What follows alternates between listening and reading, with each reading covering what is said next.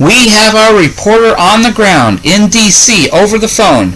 Michelle, has the Supreme Court issued a ruling on same-sex marriage? Yes, the judges just released this statement with their ruling. For centuries, the supreme law of the land has been based on two simple principles: love God and love thy neighbor. On these two commandments hang all the law and the prophets. While animosity and hatred is spewed against peace-loving individuals, this court now finds itself with the imperative task of reminding the people what it means to love God and neighbor. What does it mean to love God? If you love me, keep my commandments. Therefore thou shalt love the Lord thy God, and keep his charge and his statutes and his judgments and his commandments. What are God's commandments with respect to same-sex marriage? Thou shalt not lie with mankind as with womankind. It is abomination. The voice of warning continued beyond mere individual action as well. Ye shall therefore keep my statutes and my judgments, and shall not commit any of these abominations, neither any of your own nation, nor any stranger that sojourneth among you.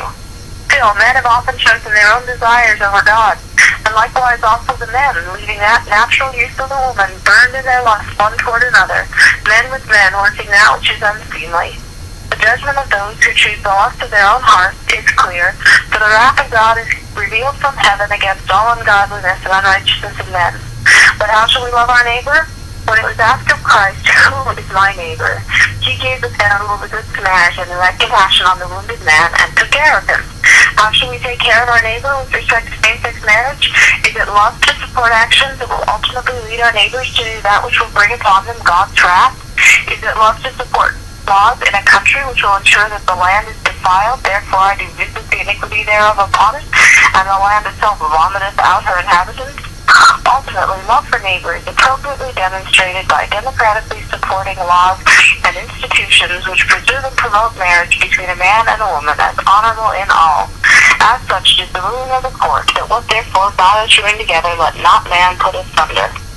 The judgment of the court was unanimous and signed by all Supreme Court justices.